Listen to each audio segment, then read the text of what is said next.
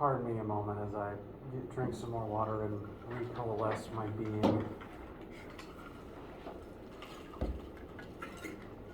Okay. You know how on Sunday I sent out an email saying that it was going to be a weird week and that I'm going to need some patience from you guys while I work out scheduling? Yeah. That is going to continue. And I apologize. But as Smash Mouth says, it just starts coming and it don't stop coming. So let's look at the calendar. Today is September 24th. Today is a Friday. We have class today. We don't have lab today. My plan for today is, the thing that I most want to accomplish is beginning looking at forces in lecture with you guys, because it's foundational to everything else we're going to be doing in the rest of the class. Now, next week, the 27th through the 1st of October, we will not have class on Monday because I have a funeral to go to. So there won't be class on Monday, and similar to this week, there won't be an in-person lab. Again, I apologize for inconsistency and last-minute changes. And I just appreciate your patience during this very weird point in human history and my life. However, I am planning a remote lab for next week because forces are important and we need to start investigating them. So my hope is today I will have posted to Brightspace and emailed out a copy of an assignment for you guys to be working on during lab time next week. You don't necessarily have to do it when we would normally have lab, but that would be a good time to work on it. It would not, my goal is for you to be able to spend the week working on it and to turn it in Monday the 4th of October. Usually I prefer to just, if it's a virtual lab or a remote lab, I prefer to give you the week and not force you to stick to the arbitrary guidelines of when you normally have lab day. You will, and I encourage you to work on it in groups. It'll just be an investigation of force, likely using some simulators to create some situations that you can get immediate feedback with the numbers. You can set up the situation, examine all the forces in it immediately, analyze, do some math, draw comparisons, etc. It'll be something for you to work on during next week instead of coming to normal lab. And next week we will continue looking at Chapter 4 and forces. I am currently still planning for the Chapter 3 homework and quiz to be due tonight. I will make the tentative due date for Chapter 4 assignments also Monday the 4th. Any questions so far?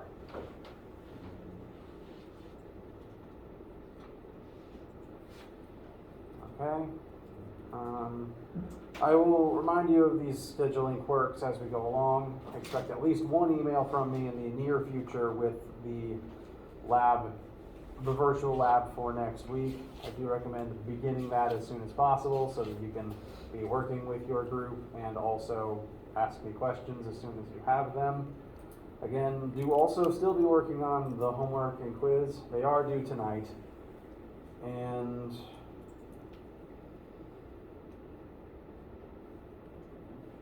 losing my train of thought, I already need more water. Or rather, I probably haven't had enough water, period, in the last 24 hours. Stay hydrated, everyone. It's very important. Most of you are biochem, so you already know that.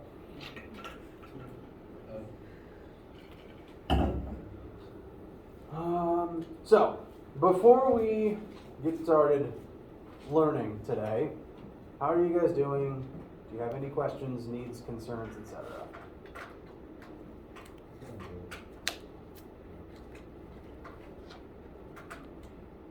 Okay.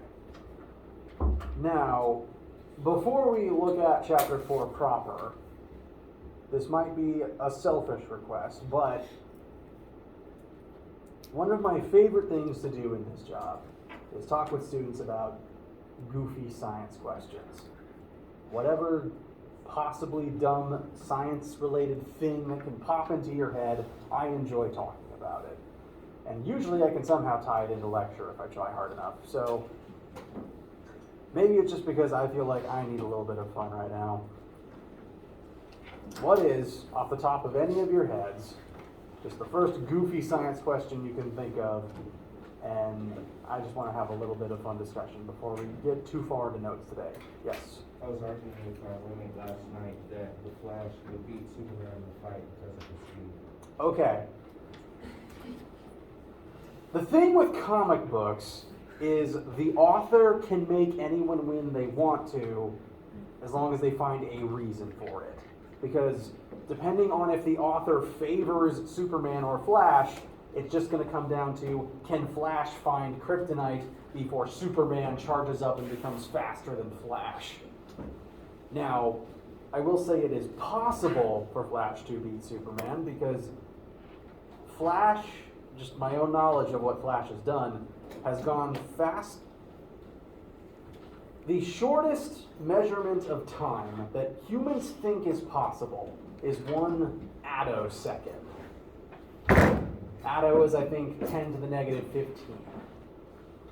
And at least in one comic book, Flash has done something even faster than that. And so Flash could probably catch Superman off guard. So it's possible. However, Superman also has literal infinite strength, and depending on the author, could possibly go as fast. So again, it's going to depend on who's writing the specific story, but it's possible. Also, Flash can phase through solid matter and Superman can't, so you could probably do some unethical heart attack shenanigans there. I feel better already. Anything else on your minds?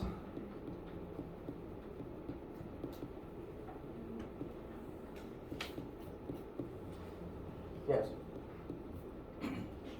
What would happen if you went into a black hole? So, there's not really an into a black hole. We call it a hole, but it's actually a solid object. A wormhole is actually a hole in space that you could walk through. There's another side to a wormhole. A black hole, which is actually still kind of a in debate term for the thing that we think it is. When you look at what we call a black hole, what you're seeing is actually not the object itself. What you're seeing is the point where the gravity is so strong that it sucks in light. The actual object inside of that volume is really, really small. Take our sun and compress its entire mass into the size of a grain of sand. Same mass as the sun, drastically reduced volume. That increases its density to the point where its gravitation levels go through the roof and it starts absorbing, like light can no longer escape that gravity. And so any object that enters the black hole is just going to get crushed and added into that collective mass. It's the same as, say, a meteor falling to Earth just because of the gravity, except instead of hitting the surface and that being the end of it, it will go past the event horizon, which is the edge that light can no longer escape. The meteorite would go past that and again get crushed down into the size of a grain of sand and join the mass inside of the black hole.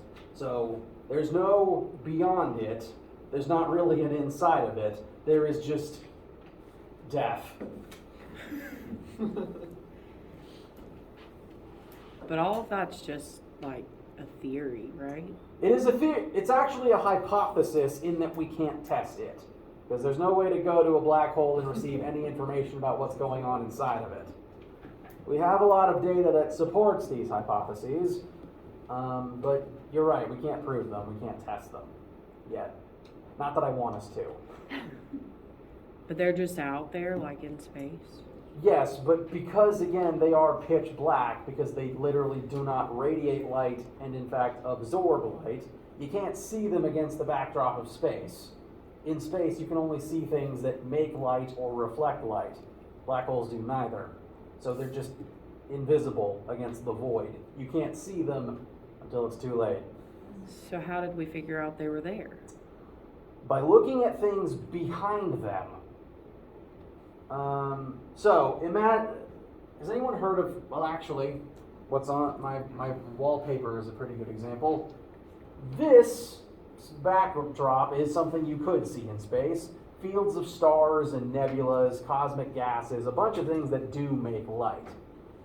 You cannot see the black hole itself, but you could detect that there is, if say there was a black hole moving in front of this, you could see, well that's weird, there's just a spot of darkness there now, when there should be a star, because the black hole is now in front of what you're seeing. That's the only way we've been able to detect them visually.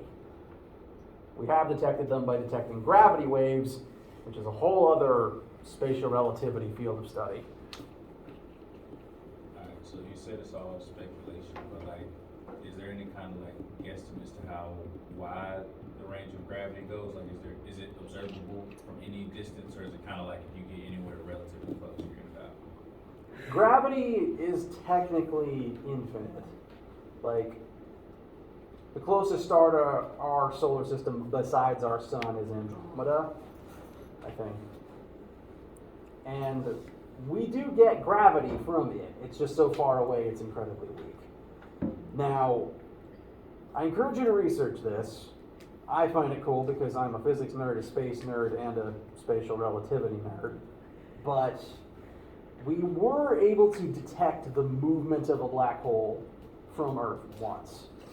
And what happened was 2 black holes, we were tracking their movements using the same looking at stuff behind them trick. We tracked 2 black holes approaching each other, and we figured that's going to be a weird fluctuation in gravity. Let's set up this really weird and hyper-specific sensor. And the black holes basically merged into a super black hole, because there's just masses in there. They're just going to eat each other and become a bigger one with more gravity. And that act created a ripple in space-time called a gravity wave that went out across the entire universe. It gets weaker the further you are from the actual event, but we still detected it here on Earth. And I think it traveled at the speed of light, because we saw this thing happen in our telescopes, and then we detected the wave. So I'm assuming gravity waves travel at light speed, which I guess means gravity travels at light speed. Gravity doesn't really travel, but it's our best guess. I feel better already. How you guys feel? Okay. Wait, so, like, now I'm intrigued. Okay. So, like, what if you go into space? Do they, like, know where all these black holes are and put whatever the space station or, like, the rocket around, go far away from it? Or, like, what if you just shot your rocket into a black hole and everyone just disappeared? Well, we know that there's none inside of our solar system. Because if there was, their gravity would massively throw off everything, besides the fact it would probably eat a few planets. There's none in our solar system, so no human has ever been anywhere near one. The closest black hole is so far away, I don't think a human is ever going to reach it. At least the closest one we know about. Because they are functionally suns, they are kind of easy to track once you identify them, because you can track, like you can plot out their trajectory, because they do move like any other thing in space, because it is a mass in there. And all of the ones we have identified are very far away. They're not affecting the immediate vicinity of this solar system. So we're not in any danger right now, and no human I don't think ever will be.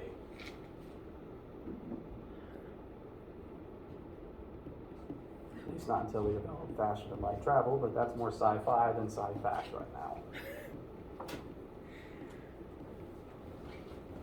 Have you ever watched Interstellar? I have, and it plays a little fast and loose with the things I've been talking about, but it's not a bad representation of space-time dilation. That's what I was gonna ask you, like, how accurate. Yeah, if you've seen Interstellar, most of that would work as presented. There is no scientific quantification of the power of love yet, but there is at least scientific quantification of space-time dilation due to planets of different masses. If you have not watched Interstellar, watch Interstellar. Okay, I can actually successfully tie this into the lecture eventually, so I'd like to get started. Or at the very least, put some things up on the board for you to copy before we then begin diving into them. So, again, Chapter 3 stuff is due tonight. Please still be working on it and sending in questions. I do want to begin Chapter 4, though, because it's important and because next week's lab is going to be about this. The virtual lab I will send you.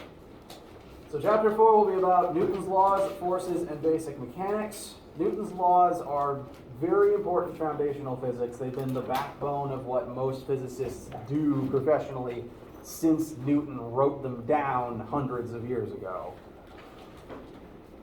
Speaking of him, again, very important scientist.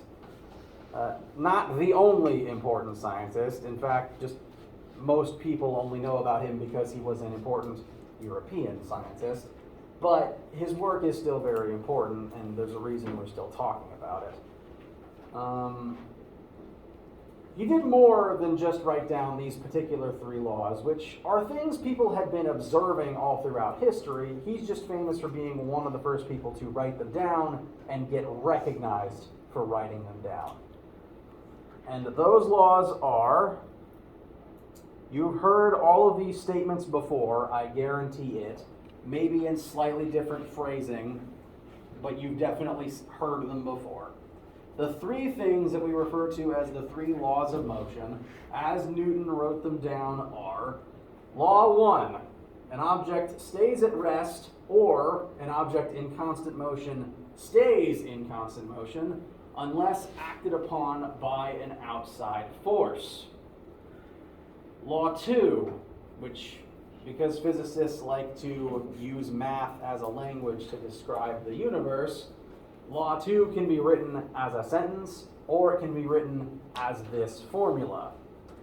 The first symbol in that formula is the Greek sigma. Is anyone unfamiliar with what sigma means in math?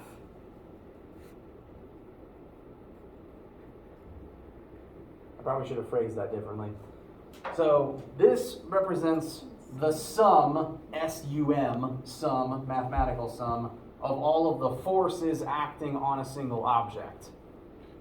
So all of the forces on an object are going to add together, and based on the mass of that object, the object will accelerate at a rate proportional to the force applied. Force equals mass times acceleration.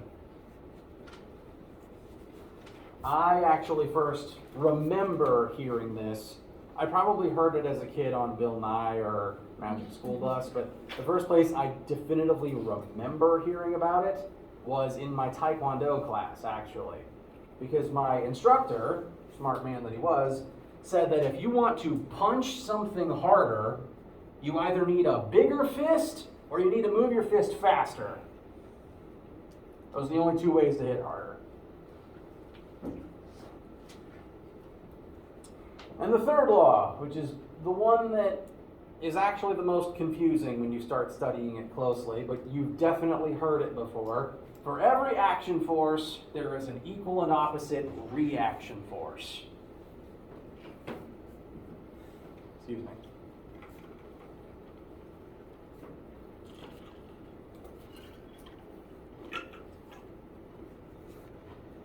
I'm going to give you guys a second to continue getting everything copied down and to start recollecting where you've heard these before.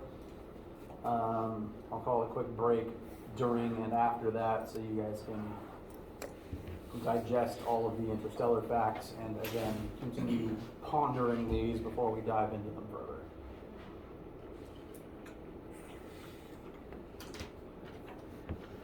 Additionally, gravity is a force, therefore black holes are exerting a force on your mass, causing things to accelerate towards their core. I can tie anything in if I try hard enough. So many space questions that I never knew were in there.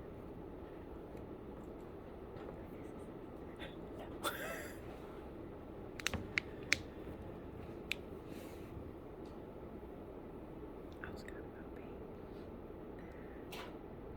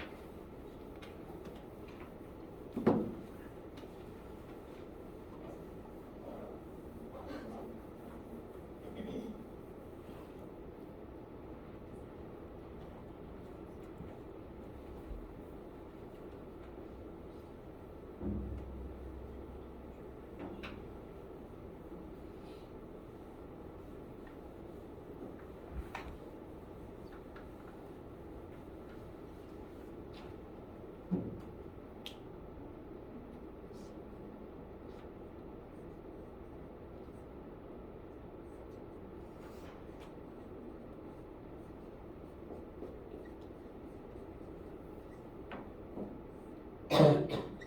Bless you.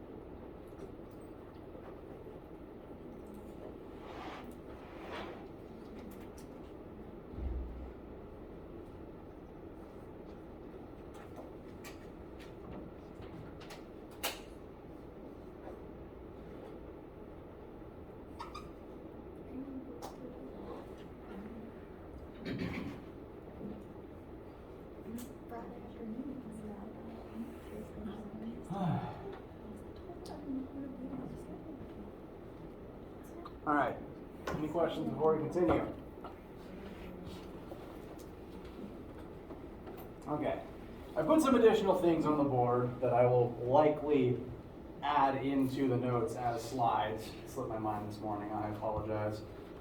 So do keep checking the notes on Brightspace for up-to-date versions if you use those yourself.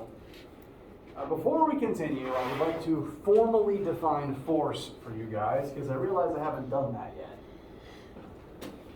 Now, forces are things that you have experienced your entire lives. You've been exerting them your entire lives. So again, you have a conceptual understanding of what a force is, even if you have not formally defined it.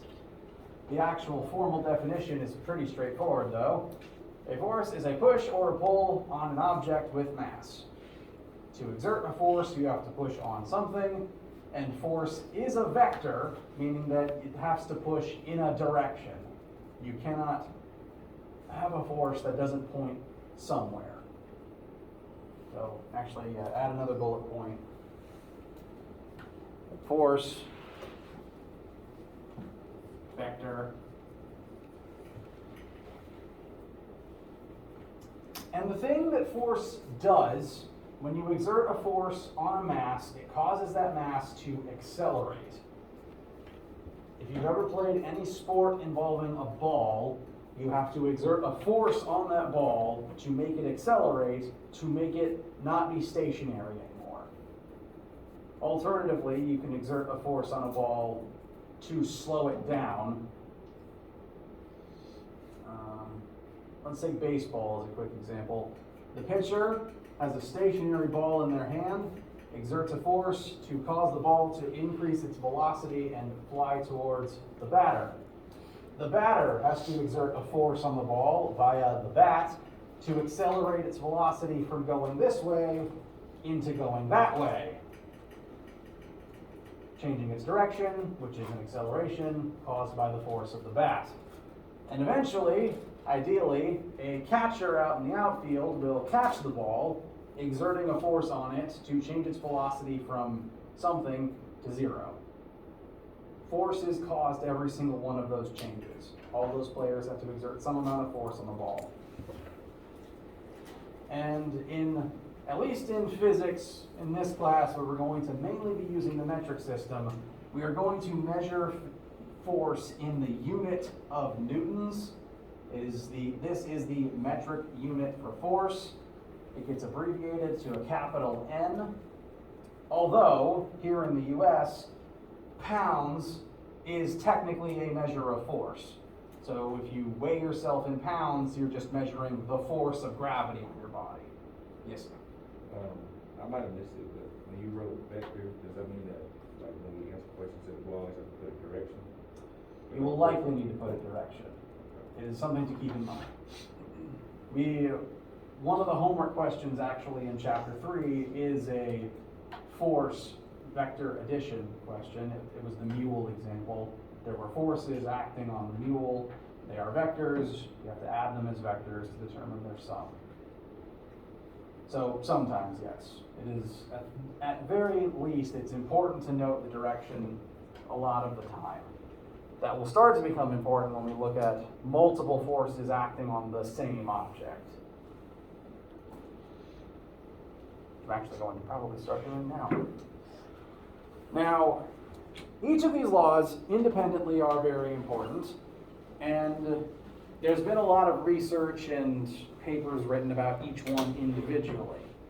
And so they all have their own unique names and quirks and formulas associated with them. To look at them again in order, Law 1, this is its official definition, but the shorthand name of this law, if you were just wanting to refer to it quickly, it's referred to as the law of inertia. Has anyone never heard the word inertia before?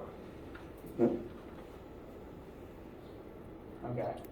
It's a term that most people have heard, especially if you've ever watched the theme song to the 90s Bill Nye show, because the singer just keeps saying it.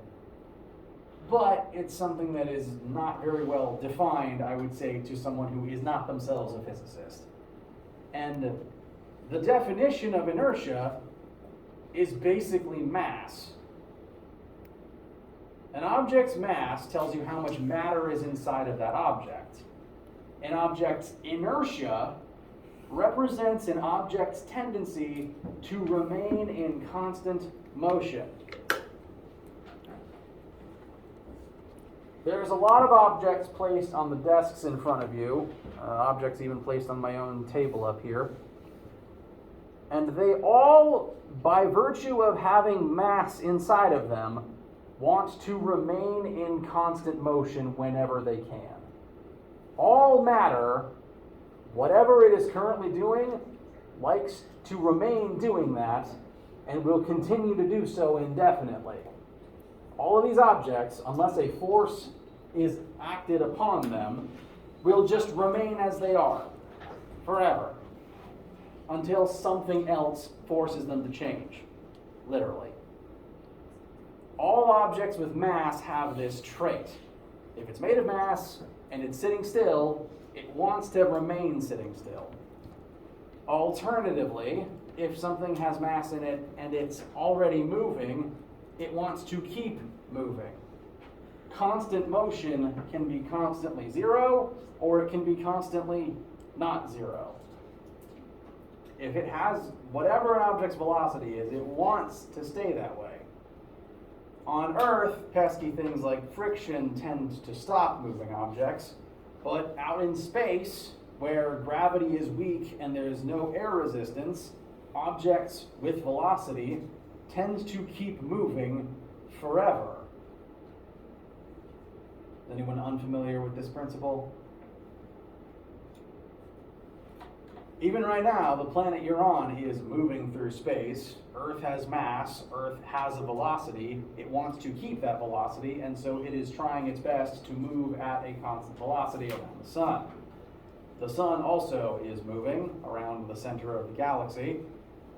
Same with every other thing you've ever seen in the night sky.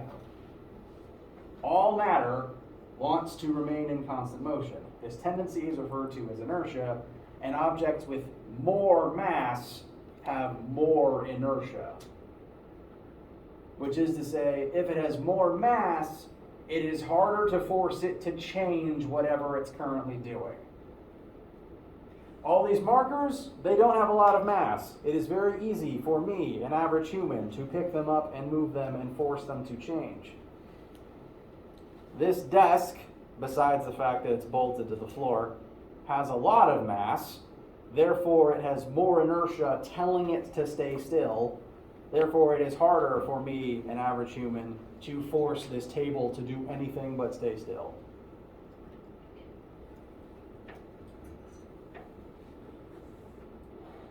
We won't probably do much math from this because it's mostly a definition. But it's very important to keep in mind because if there's no forces on an object, it will remain however it currently is. And that is relevant to several examples from now till the end of time. Any questions about Law 1? Okay. Law 2 is actually a formula, so we're going to do some math about it. Law 2 says that the sum of every force acting on an object will be equal to that object's mass times that object's resulting acceleration. If you want an object to accelerate, you have to exert a force on it. And that force has to not be canceled out by other nearby forces. If you want to stop an object, slowing it down is an acceleration, you have to exert a force on it. And the more mass something has, notice what side of the formula everything is on. If you are pushing an object with more mass, you're going to need a bigger force to do so. Subsequently, if you want an object to accelerate quickly, you will need a bigger force. So, say you get in your car and you just immediately need to get where you're going. You just hit the gas, assuming you're on a racetrack and are able to do this. You hit the gas, and the harder you hit the pedal, the more force the engine exerts on the tires, and the faster you accelerate and the faster your velocity changes. Which, considering that most cars weigh upwards of 1 to 2 tons, is a lot of force. So, let us use F equals ma, which often will just be the shortest way to write out this law. It doesn't really have a name, unless you just want to call it FMA. Let us utilize this to examine an object. We have a 500-gram box, and there are 4 separate forces acting upon this particular object. Let's imagine it's just in the middle of a 4-way tug-of-war match, and this is a bird's eye view. 4 different forces pointing in 4 different directions. To find the total force on this object, we need to just add all of these forces together. The net force on an object will be literally the sum of all the forces acting on it. But because force is a vector, we do care about direction. So we are going to have to list these forces in terms of x and y. Let's just start at the top and go clockwise. 100 newtons pointing in the positive y direction. That does not have an x component. Next, 250 newtons in the positive x direction. Next, 125 newtons in the negative y direction. If we've decided 100 newtons up is positive, we're going to have to set the 125 newtons down as negative because they do work against one another, as tug of war tends to go. And then the last one, continuing clockwise, is 200 newtons in the negative x direction. Again, it's opposing the other x vector, so one has to be negative compared to the other.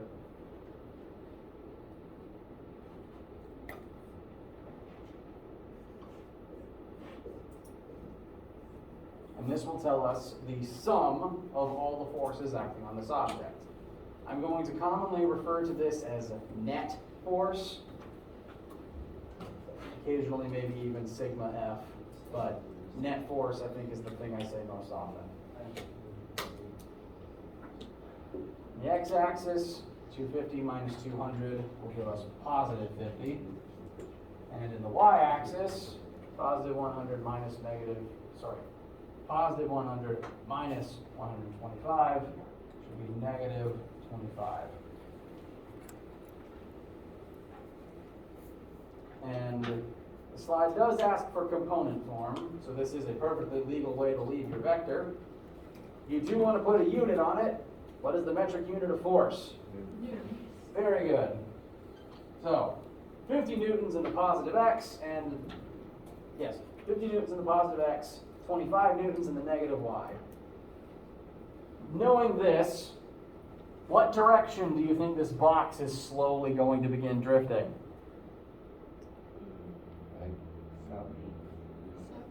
Southeast? Very good. More south or more east? East. More east. Slightly more east. So, kind of like this probably. But whoever this tug-of-war competitor is definitely winning. All right, so we have added force vectors. Finding the net force on an object is just more vector addition. Sometimes there will be trig involved. Can't escape it. But we have also been asked for the total acceleration of this particular object. We know the force acting on this particular object, the net force, the total resultant force. We also know its mass, 500 grams. And what convenient new 3-letter formula compares all of those things? Yes. Sometimes I will ask really obvious questions just to try to get you to say the answer out loud. Because at least for me, saying it out loud helps it stick in my brain better. If that doesn't work for you, I apologize. All right, so we've got net force equals mass times acceleration. For simplicity's sake, let's look at the x and y separately so that we don't cause a mix-up. So we've got a net force of 50 in the x direction equals 500 grams times acceleration. Now we just need to solve for acceleration.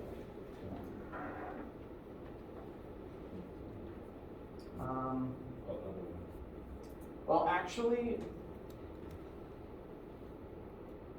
give me 1 second. Because if you guys didn't know any better, and since you're not physicists, there's no reason you would, this would probably look and function completely correct. However, a weird quirk of most physics formulas we are going to use from now until the end of your physics career is that all of the formulas are designed to use kilograms instead of grams. The formal definition of 1 Newton is defined as the amount of force required to accelerate 1 kilogram at a rate of 1 meter per second squared. Kilograms is baked into the unit. And I think physicists did this to keep all of our masses and forces being smaller numbers, because a lot of the work physicists do involves calculating mass and force, and using kilograms, the numbers are just literally smaller, and I think that makes the work easier and at times less scary. That's my only explanation for why all of these formulas are designed that way. But as a big rule that you can put at the top of your notes and formula sheet, every formula that has mass in it needs kilograms. So 500 grams. Rewrite this a little bit. Should be half a kilogram.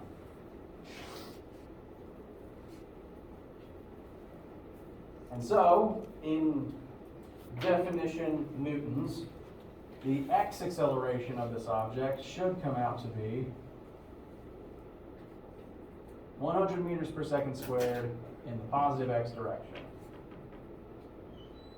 Did I do that right? Divide by half, that make it 100? Okay.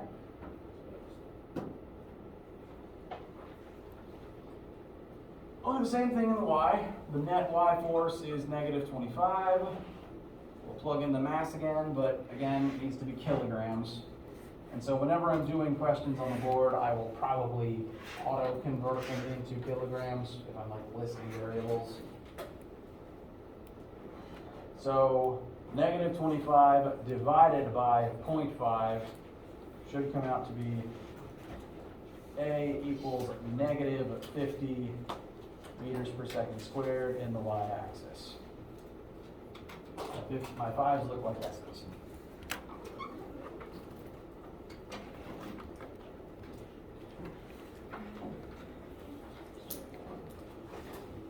And that is the end of lecture today.